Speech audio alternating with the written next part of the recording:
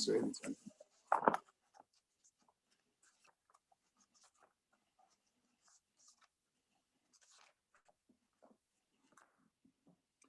lepanav sichi, tzerasi lepanav agid. Yisatei v'layich v'atoi datim, yisvasi v'ayich z'alech. Tom nepachli aved yominu rei v'eli makir. Abad manois mimeni, ein do yesh l'nafshi. Zagti alech adoino, yamatat mach sechelki. Eretz achayim, Akiva and Yosi ki deloisim yoi. Atzelein mirai tefai ki om tumeni. Vaitzim azgin avshal oides, Hashem echabiach tiru tzadikim. Yisigma elaloi acheinu, kol beis Yisrael. Anesuin batzor shiva hamdim beim yom beim v'asha amagim erachem aleim. V'yitzim mitzor l'vach v'yayim mishivet l'gula. Ashuk al zman karib v'noimar, amen. Mishvech abseinu.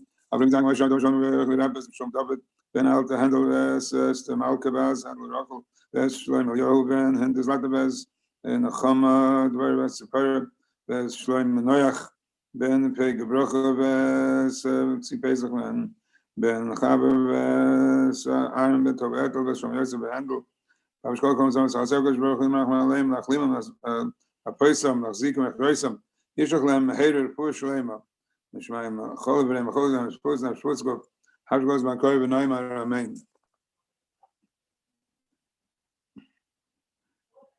So we're here, Baruch Shem, back. So when we used to do it when we were all locked up, we all enjoyed it every week, and we still enjoy it now coming together. And the Tzeh Ulead now, we could all enjoy the Tzeh Ulead, and it's beautiful that, and for me it's a big schus to introduce our speaker, Ben Irenu, someone from our city. I was very, very close to his father, Rabbi YY Schochet Dec, who was a prolific writer and speaker and thinker, and a Hasidic thinker, and unbelievable. We used to be in Bezdin many times together, and he was such a genius in every way, and he went speaking all over the world, and was makar of so many people. And he wasn't scared to speak on challenging subjects. He went to South Africa. Whenever he spoke, and then brought out the Dvar Hashem, and his mother was a Zayin Gesund Stark, is Isaac and all the Inyonim in the city, and doing things in the community. One from the Choshev, the Rabbis community. So it's a schus for me to introduce Ben, his son, was Kamei Aviv. This week's parsha we have Yaakov Avinu Lo Meis.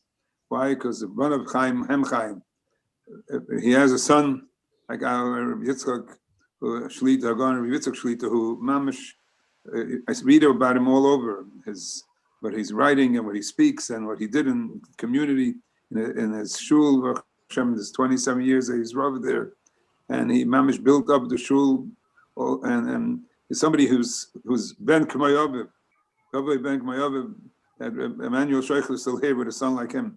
So it's a big schus for all of us to be able to hear some Hasidic insights from Rabbi YY Schochet Dec, and it's my covet to introduce him to the Olam. Thank you, Rabbi Lowy. It's my covet and my real pleasure to be able to participate, although you mentioned my mother's Olgazon sign, and that presents an immediate conflict of interest, because if habit is anything to go by, and she sees me up at this hour, regardless of my age, she'll still tell me, "What are you doing up so late? Go to bed." And then I will have a conflict of interest. So here we are. We're at the end of Sefer Bereshis, and an interesting point that we are well aware of is the fact that another name for Sefer Bereshis is the fact that it is called Sefer HaYashar. The Gemara Yerushalmi in Saita quotes the pasuk from Yehoshua, Suval Sefer HaYashar, and then quotes two Amoraim, one who says that this is another term used to describe Sefer Bereshis. And there's a similar pasuk in Shmuel Beis, where again, Hinek Suval Sefer HaYashar. By definition, just like Vayikra is referred to as Teres Kohanim, or Devarim is also called Mishnah Torah, another name for Sefer Bereshis is Sefer HaYashar. Why? Says Rabbi Yochanan of the Gemara by the Zara, Al Shema Avos, because of our forefathers, Abraham, Yitzchak, and Yaakov, who are the central figures of the whole Sefer, and who are called Yesharim. Where do we find that they're referred to as Yesharim? Says Bilam says he wants to die like the Yesharim in reference to the Avos. So the question is this: why indeed are our Avos being identified uniquely as Yesharim, as upright? They were also tzaddikim, they were also timimim, they were chasidim. So call it Sefer Tzaddikim, call it Sefer Chasidim, whatever it is. What exactly does a Yashar mean, such that we ascribe that term uniquely to our Avos, and therefore find also that the Gemara describes that as another name for Sefer Bereshis? Says the Nitziv, there's a pasuk in Hazinu, Hatzur Tamim Palei Kechol Derach Mishpat Kel Amuna Ve'ein Yashar Tzadik V'Yash Ve'ein Kel Amuna Ve'ein Avel Tzadik V'Yasharhu. In other words, we're referring to HaKadosh Baruch Hu in that pasuk as a Yashar. Why do we refer to HaKadosh Baruch Hu as a Yashar? Because the title Yashar is given there in order to proclaim, Chazal explain that HaKadosh Baruch Hu was a Yashar. He was correct and he was upright in bringing about the Churban Bayis, because we were a devious nation. And what is it that defined us as a devious nation? What went wrong during that time that brought about the Churban and the Golus? The answer, as we well know, is Sinas Chinam. Those Jews who lived then, they were tzaddikim, they were chasidim, they were talmidei chachamim, but they were not yesharim. And because they were not yesharim, in other words, they were not disposed positively towards one another, that's what warranted the Churban and the Golus. In other words, a yashar is somebody who is well disposed towards humanity, who recognizes a value and intrinsic worth in every yid, and acts in a manner that every yid is worthy of our respect. What happened then was that there were Jews who did everything correctly, but there were those maybe who didn't daven like you, or they didn't bring in Shabbos like you. So if you're well disposed towards people, then you'll judge them always favorably. But if your first attitude, your first Pavlovian response to seeing a yid acting differently to you is to judge them, to criticize them, to look down upon them, ich bin besser, I'm better, then the end result is Golos Chas v'Shalom. In fact, when is the one time that we tend to recite that pasuk, Tzadik v'Yasharhu? At a Levaya, Rahman al-Islam. You see, at the time of the Churban Bayis, there was no basic mutual respect between one another. Hence, the Rebbeinu Shalom is described as Yashar, straight, in order to remind us that what we lost and what we endure was on account of the fact that we were lacking that primary quality of simple amity, simple respect, being Yashar, being straight and upright with one another. And each time we might endure Rahman al-Islam, whatever loss and suffering, we reference that pasuk to remind ourselves to bring that back to the fore of our consciousness. That then is therefore the great shvach, the great praise of our Avos and Bereshis. That's why another name for Sefer Bereshis is Sefer HaYashar. It doesn't say that Abraham put on tefillin or that Sarah salted the meat. The important thing in the Torah is not what they did, but what the Torah reports about how they lived their lives. What is the praise of our Avos? Even though they were Takat Tzadikim, even though they were Tmimim, Talmidei Chachamim, Chasidim, they were also Yesharim. That was their key characteristic. Let's consider, Abraham had an open home. His tent was open on all four sides, welcoming guests, not just from whatever geographical, but also ideological direction they may have come from. The Gemara in Soita famously tells us, Vayikra Sham b'Shem Hashem, Amar Ashlakish al Tikra Vayikra Lavayakri. He would feed his guests, and then he would instruct them that rather than thanking him, they should thank the Rebbeinu Shalom. You see, the best way to help inspire someone to improve his or her ways is by showing love to that person, not as a gimmick, but simply with genuine, sincere love, demonstrating that you really care. Avram demonstrates that first you have to open doors, and then you can talk God. In other words, the axiom is that only through you first loving your fellow human being can you bring that person to love the Rebbeinu Shalom. Yitzchak, Chazal famously compare Esav to a chazir, to a pig. Why? Because a pig, though non-kosher, always puts out its front legs whilst crouching down to show off its split hooves as though to declare, look, I'm kosher.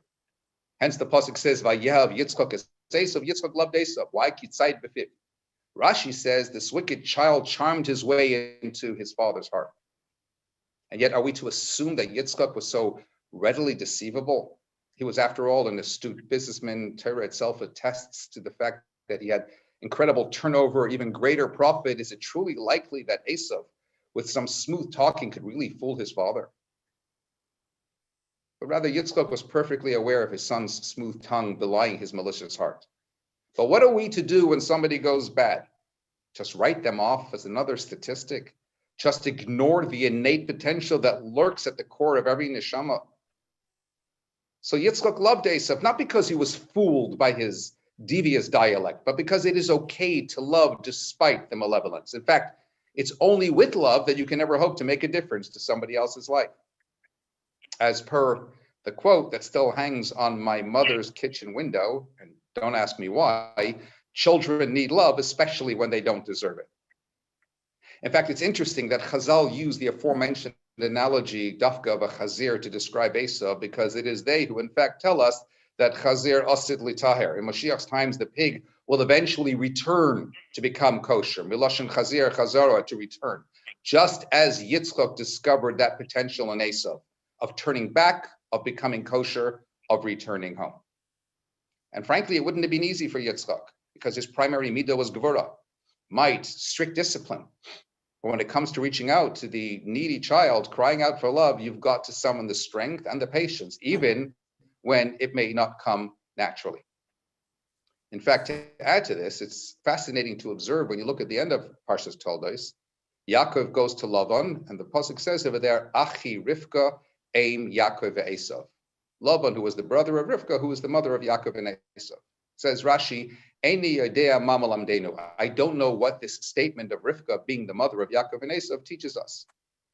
My question is, if Rashi's purpose is to teach us pshat, well, when he doesn't know, why is he telling us that he doesn't know? That doesn't teach me anything. But I suggest to you that after earlier telling us that Yitzchak loved Esav and Rivka loved Yaakov, you might be inclined to think that she doesn't love or care about Esav. And at this stage, after all the wrongdoing that Esav has committed, culminating at this point with his intended threat to kill his brother, Zok the pasuk, Rivka aim Yaakov ve'Esav. She's still his mother. She still cares about him too. And maybe that's what Rashi is coming along to tell us. Any idea? I don't know, says Rashi, what it's coming to teach me. In other words, with those words, Rashi is teaching me that it should be a davar pashut to all of us. She's a Yiddish mama. Of course, she's the mother of Yaakov and Esav. She loves him no less. That should be something so natural to all of us, something that need not have to be said. And then there's Yaakov.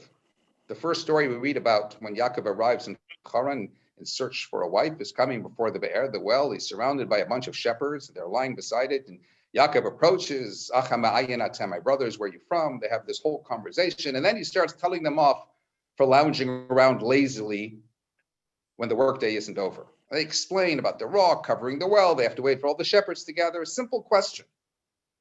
Somebody, a total stranger, walks over to you and starts telling you off. Hey, stop being lazy and get back to work. What would your response be? I'm sorry, I'm just waiting for my friends. I don't think so. It would be plain and simple. Excuse me, mind your own business. How come these shepherds find themselves responding to Yaakov, explaining themselves to him, instead of simply ignoring him, if not, in fact, chasing him away? So the Lubavitcher Rebbe once explained, the answer lies in one word, Achai. My brothers, where are you from? Had Yaakov approached them and said, hey, you lazy good-for-nothings, get back to work, their response would have been proportionately hostile. But Yaakov opens up his conversation with them, referring to them as his brothers, and that makes all the difference. That's how you reach through the heart in order to touch the neshama. Bereshis is called Sefer HaYashar, and it is teaching us a fundamental lesson that offers compelling insight into our greatest challenge today. When we are tasked with asking ourselves, we may not reach their broader, lofty spiritual stature, but we can and we must all strive to be Yesharim. Because when we do, that's what, as we make a siyum on Sefer Bereshis and Sefer HaYashar, that's what will bring a siyum to all of this golus with the coming of Mashiach, with Chazak, V'nis Chazek, from here of Yameinu. Amen. Shkoyach. Shkoyach. You know what? Hearing you speak, I'm reminded how when I had philosophical questions, I used to ask your father, and he used to give me answers. Some I liked, some I didn't. Some are resonating, and now I'm able to say, "Oh, now jetzt verstehe ich." Well, I understand now what he meant.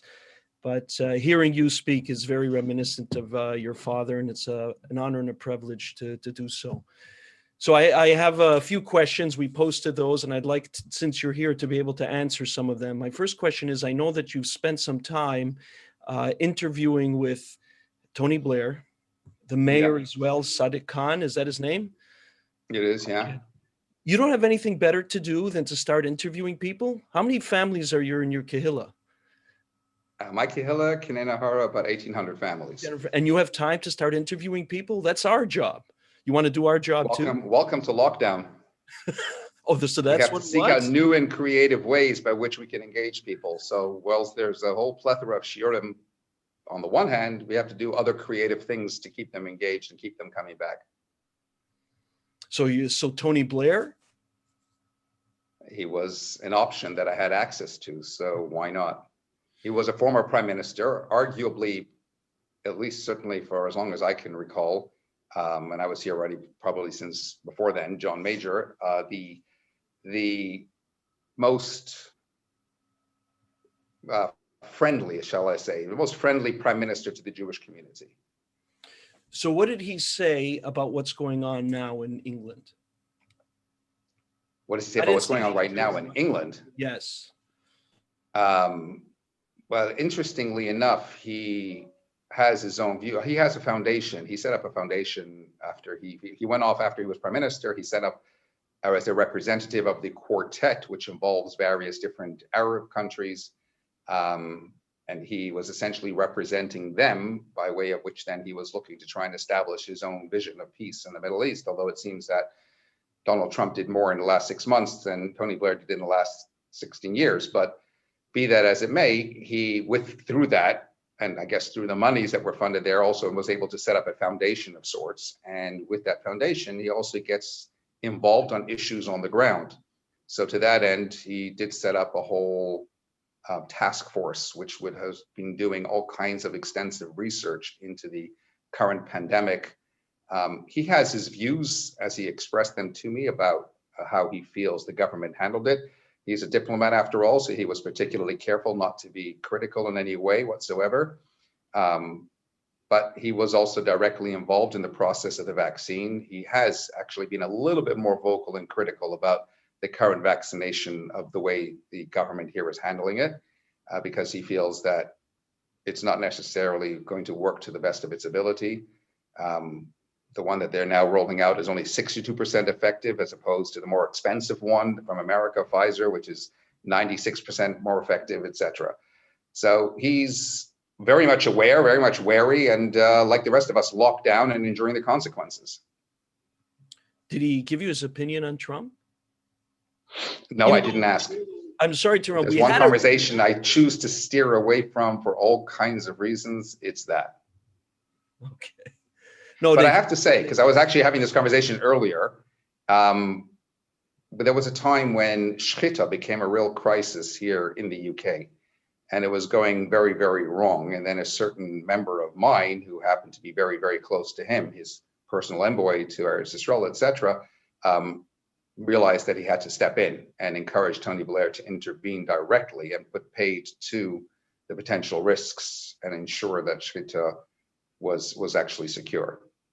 So, but there was a ruling just now, Victor, I don't know if you could put that up on the screen, that the EU said regarding Shechita, and it doesn't bode well.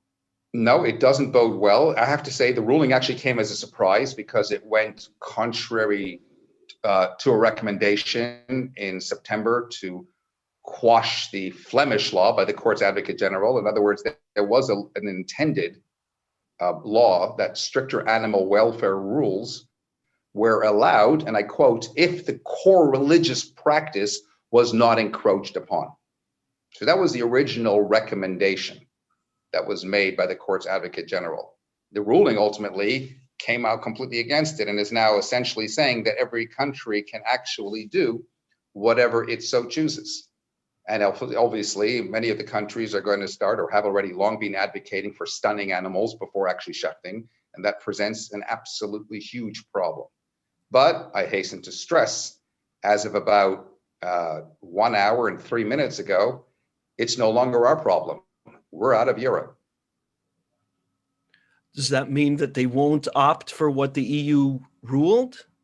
No, that was the whole point and purpose of it. They won't. At this point, with this government, they won't. You know, it's a curious thing because Anglo Jewry at the end of the day is rather small, maybe 300 and something thousand Jews who choose to identify. And that notwithstanding, they punch well above their weight and have a lot of influence in government, and in order to be able to at least protect the broader interests of the Jewish community. Tell me about the anti-Semitism in England. I can't believe everything that I read in the press. I can't believe much that I read anyway, but especially in the press. Is the piece that Trump recently did with the UAE having any positive impact in people on the ground in England, the anti-Semitism in England? You know, let me say this, Akiva, every time I came home to Toronto to visit my parents, my father, my mother, and even in recent years coming to visit my mother, every time you walk into Shul, and I always get the same thing. Oi, how are things in London? As a like Nebuch, et cetera, et cetera, et cetera. Let me tell you something. Over the last couple of years, whatever's been going on in the United States, and probably to no less an extent in Canada, isn't a whole lot better than whatever's going on in the UK. Anti-Semitism is probably most manifest and most rampant uniquely on campus, but then again, it's not a UK problem. It's a universal problem because that's where you have always the advocates and the liberals and all those who think that they're going to change the world. And part of that starts with trying to demonize Jewish people. But beyond the university campuses, where the problem is real and should never in any way be undermined, the other problem as it exists on the street, as it were, is no more than it might be anywhere else. That doesn't mitigate the enormity of whatever it might be, but it is, and it has always become now very much a universal problem. I don't think, because at the end of the day, what starts with Jews doesn't end with Jews. Yeah, but to compare the anti-Semitism or the historic anti-Semitism of Europe to what going on in America is a little bit of a stretch. Europe wanted to get rid of Jews for 1,000 years. America is pretty new at it. So you have a longer history. I'm meaning the Europeans have a longer history of anti-Semitism more than America. True. And we also had a Holocaust here in Europe, which makes everybody much more sensitive on the one hand, but equally much more alert on the other, and certainly makes governments much more careful to watch their step, to implement laws, to guard against it as and when it may rear its ugly head. Okay. Yosi, if you have any questions, you can step in before I want to move on to the discussion of Rabbi Sachs. So go ahead, Yosi, if you have any. I want to get a feel. I want to know if Rabbi Schochet can share with us a feel of what it's like to live in the UK, what it's like to live in London. Like we read about all the no-go neighborhoods and how Islam has blown up over there, literally and figuratively. Is there a fear to walk to shul? Is there a fear to walk out at night? Is there a fear to walk to neighborhoods? I walk to shul every Shabbos with more on than I have right now, by definition, a hat, a kapata, in the summer without a coat over it.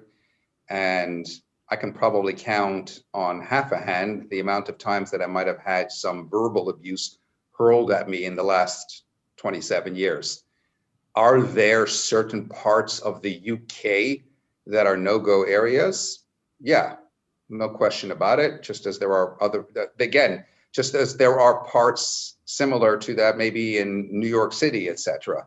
Are there uniquely Islamic fundamentalist areas in the UK? Definitely so as well. There are certain cities that I probably would not walk around with a hat and kapata in, say like parts of Birmingham or maybe some nether parts of London, like in Brixton, etc. But I would hasten to stress there are no Jewish communities in those particular areas. Although actually there is one town where I almost ended up at one point called Luton. It's a small town. When I first came to the UK many years ago, I was offered a stellar over there. And it is the case that the rabbi over there, who's also the Chabad Shliach of the town, walks with some form of security to and from Shul on Shabbos, because it is a predominantly Muslim place and there is some element of risk. I've spoken in parts of Canada like Calgary, etc., where I heard from people over there expressing a very similar sort of concern. So again, it's not like there is this image of some kind of overrun, dangerous city where Jews have to keep a very low profile and have to always look over their backs. Akiva was here a number of years ago, and he's back safe and sound in Toronto. Yeah, that was BC, as I said. It was before Carmela. Yeah, I was in England, but it was But safe. in the Jewish neighborhoods, it feels just like it feels in Toronto. There's no fear to walk the streets. No, Jewish neighborhoods, most definitely no problem. I'm also assuming that the Jews in England are much wealthier because Jews are very good at assembling pounds. Okay.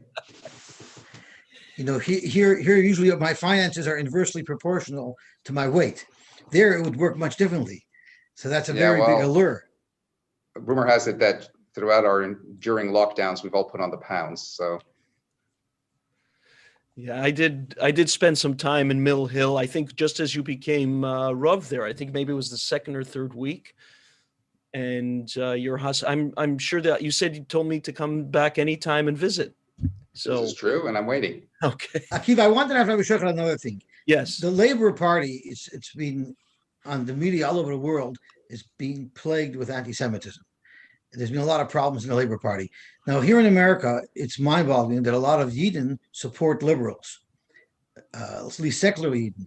Is you have the same issue there, or are there the Jews unanimously behind? I don't even know what the other group is, but not the Labour. It's actually a very good question. I would say that you do have liberal Jews over here who would typically support labor, but to a limited extent. And by that, I mean that there are Jews over here who were known last year to get up and say Kaddish for Hamas terrorists who were killed by Israeli soldiers. You know, Jews to that extent, to that extreme, are also oblivious to all things anti-Semitic and always think that if they feed the crocodile, they'll get eaten last. By and large, the overwhelming Jewish community over here, the overwhelming proportion of the Jewish community has actually shared common concern about the Labour Party as it was. And that's why, together with everybody else, they lost by an absolute landslide. They managed to beat the drum loud enough, again, punching above their weight, such that it featured very, very, very dominantly in the media before the elections last year, December. Had the then Labour Party, headed by Jeremy Corbyn, gotten in, then we would have had a far worse situation of anti-Semitism, as per what you were referencing before. That is a different kind of anti-Semitism. That's institutionalized anti-Semitism. That's far more considerable and far more worrying. But thank goodness we managed to fend that off. And Baruch Hashem, the right kind of government came in, again, much more disposed favorably to the Jewish people, and we benefit from that. The current Labour Party has a head, a leader, who is striving, albeit a little bit against the odds, to weed out all the anti-Semitism within his actual party. And he's having to stand up and he's having to take a lot of flack for it. But in the main, he is slowly but surely achieving the objective. Now, Jews over here, generally, and by that I mean even from Jews, did always vote Labour. That was just the way to go. That was for whatever the reasons, without getting into right now. But they all ran a mile last year. The idea and what Labour is striving for is to get rid of that tarnished image so that they can bring all of that Jewish vote back again. It's amazing. You see, Labour Party, Eden like Labour. If they would have a Kishka party, then at least Eden would be attracted to that. Yeah, that's true. I want to move on to another topic, to Rabbi Sachs, Oliver Sholem. On a personal note, I read his weekly publication, The Covenant and the Conversation, and he had of everything that's written about him, to me, he had the ability to make a complex issue quite simple. Yeah. And with quoting from various sources, as you may know. I'd like to hear your memories of Rabbi Sachs, your interactions with him, and any times you disagreed with him. Okay, so he and I pretty much arrived, as it were, at the same time. By definition, I arrived in the UK and he arrived into the chief rabbinate. And he inducted me. My Achtara was through him. I started out a couple of years in a smaller community called Richmond in South London, and he very much guided the early years of my role in the rabbinate. In fact, when I sought to leave after about 2.5 years in Richmond, he told me 5 years. Rabbi Yitzchak, 5 years. It's a good time frame. Go home, tell your wife 5 years. She'll appreciate it as a finite concept, and then you'll be able to move on. I went home, but instead of going to my wife and repeating what the chief rabbi then had told me, I tendered my resignation to my then chairman, told him I'm leaving in 6 months. And he would have been perturbed because I had called his office the next day. That was, said to him, I basically didn't take your advice.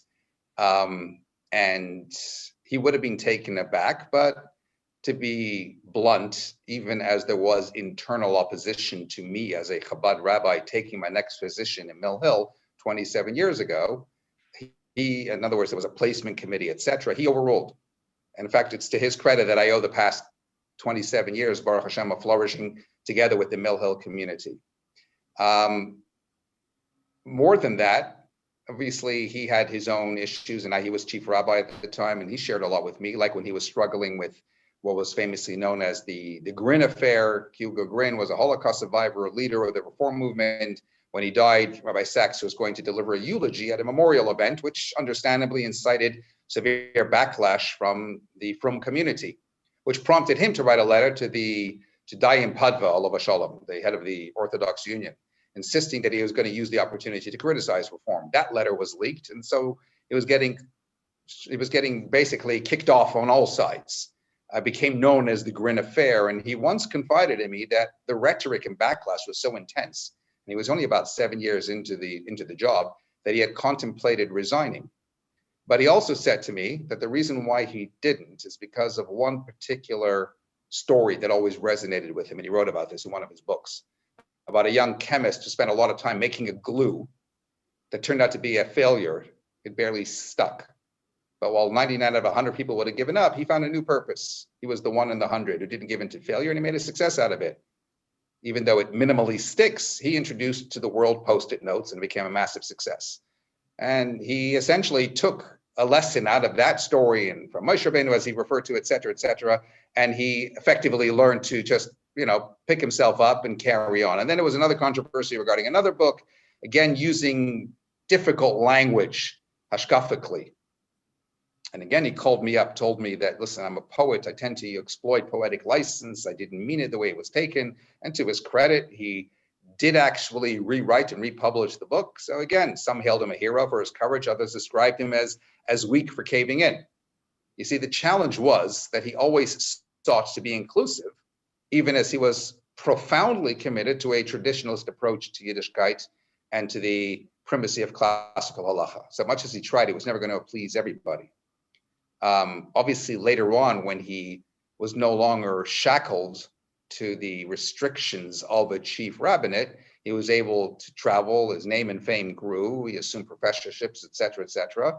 And when he was no longer confined to those restrictions, he was able to court respect across the Jewish spectrum, as both left and right found a lot of chizuk in his message. And he went on to battle on the front lines, combating antisemitism, defending Israel, etc. In fact, you might say he became one of the most eloquent spokespeople for the Jewish world. I had one significant fallout with him. At a certain point in time, I was chairman of the Rabbinical Council in the UK, and it was essentially the whole Mihu Yehudi issue. By definition, schools were being taken to court, Jewish schools, to have to allow those who have only a Jewish father but not a Jewish mother, in other words, essentially not halachically Jewish, to also come into the schools. And he sat with me and he told me that that obviously if the court case went against him, he was going to be very angry and he was going to be very vocal with his anger. Why he chose not to be, I'm not sure, but when the ruling came out, and it did come out against, you had a quote from the then leader of the reform movement saying this is a moral victory, the head of the Masorti, which is the equivalent of conservative at your end, also saying this is great, or whatever it was. And then you had Chief Rabbi Sachs saying this is a time for reflection.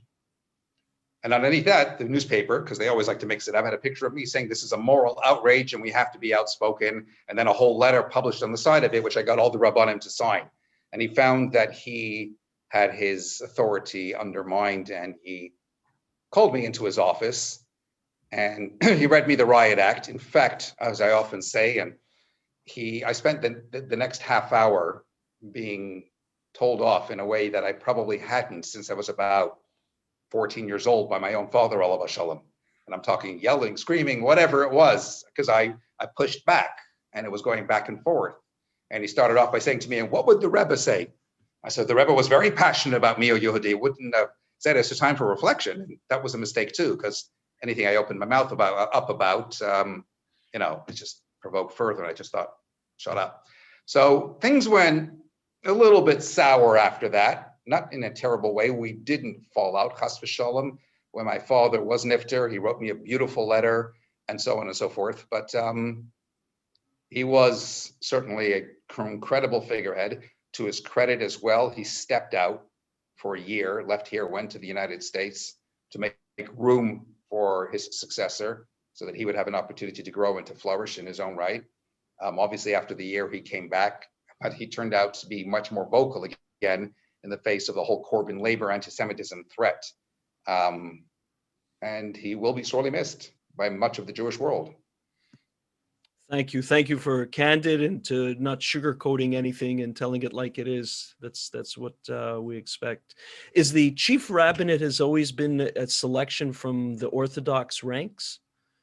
Yeah, because the chief rabbinate is essentially, you're officially titled as the chief rabbi of the United Kingdom and the Commonwealth, which covers your end of the world as well. But it is, in the first instance, an appointment that is made within the wider United Synagogue, which is the representative body, which most of the Orthodox shuls belong to. The Reform will always tell you that he's not whoever the chief rabbi is, it's not our chief rabbi, but the title de facto is recognized by government. In fact, government provides the security for it. It's actually interesting, coming back to the anti-Semitism point, when Rabbi Sachs was chief rabbi, the community provides its own local security, what we call CST, Community Security Trust. And they provide their own trained security personnel, which went around with him wherever he went. Today, you have special branch who provide security. Those are the same people who provide security to the royal family and to the higher echelons of government. So that perhaps does speak something to the different level of threat or the undercurrent of threat as it might in fact exist.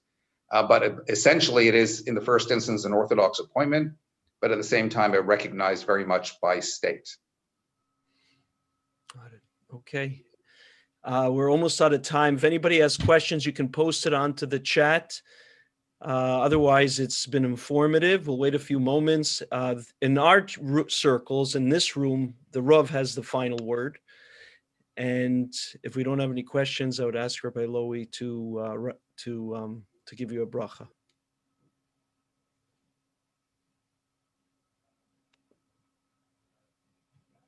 Thank you, Rabbi Schochet. We really enjoyed it, and it really reminded me of your father. And if anyone was a yosher, it was your father. You could say someone is a yosher in everything he did and everything. He was such a yosher, a real yosher. And your mother, Suzanne Gesund, is the same. Yashrus is the main character, midah that they have, and with all the midas and they have. And chazak chazak when it's chazek, we chazak chazak is that chazak, like you get the mushal you gave with the glue, the chazak gets wrong, and if it doesn't work, chazak, go again. Don't stop. And you're finishing a sefer and a chumash.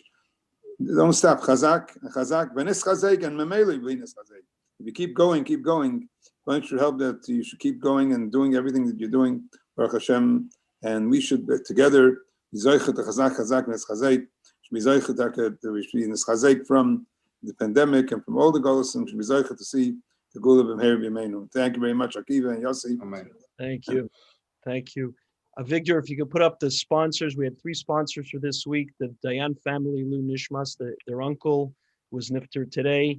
The Mermelstein for a bar mitzvah of their grandson Yisrael in Lakewood, and the Ox family for the upcoming wedding on Thursday of their daughter Esti. Those who want to stand by at 8:30, we're going to replay the Kinnis from Sunday if you didn't have an opportunity to see that. Otherwise, have a good Shabbos and a good night. And to you, Rabbi Yitzchak, good morning. Thank you again so much for coming on. It was informative and entertaining. Thank Pleasure. you. Hatzlacha. Hatzlacha. Thank you. Thank you so much. Benched.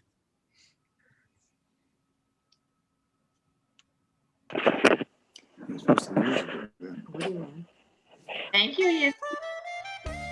Shabbos.